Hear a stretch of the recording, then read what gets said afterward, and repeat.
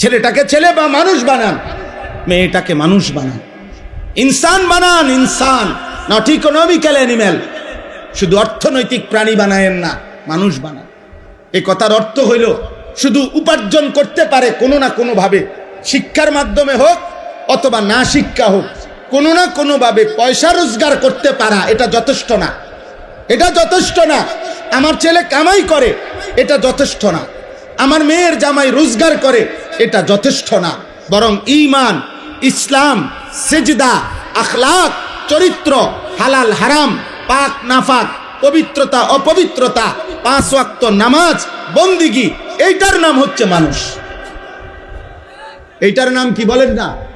আখলাকের নাম মানুষ, গোলামির নাম মানুষ, আল্লাহর বন্দিগির নাম মানুষ। আর নাই তো শুধু উপার্জন করে, সে ইকোনমিক্যাল অ্যানিম্যাল, অর্থনৈতিক প্রাণী।